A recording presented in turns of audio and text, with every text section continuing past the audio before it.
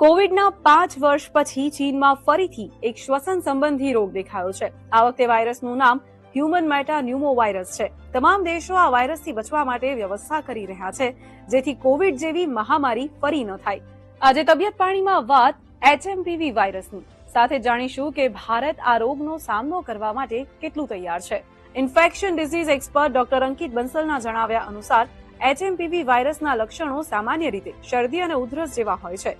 તેની અસર નાના બાળકો, નબળી રોગ પ્રતિકારક શક્તિ ધરાવતા લોકો અને 65 વર્ષથી વધુ ઉંમરના લોકો પર જોવા મળે છે। આ વાયરસ ખાંસી અને બીમાર વ્યક્તિના સંપર્કમાં આવવાથી ફેલાય છે। શરૂઆતમાં HMPV વાયરસના લક્ષણો સામાન્ય વાયરલ જેવા જ દેખાય છે, જેની અસર ચેપ લાગ્યાના 4 થી 5 દિવસમાં દેખાવા લાગે છે। આમાં ઉધરસ, તાવ, વહેતું નાક, ગળું ખરાબ થવું, શ્વાસની તકલીફ, ચકામા જેવા લક્ષણો જોવા। આખો વિડિયો જોવા માટે ડાઉનલોડ કરો દિવ્ય ભાસ્કર એપ।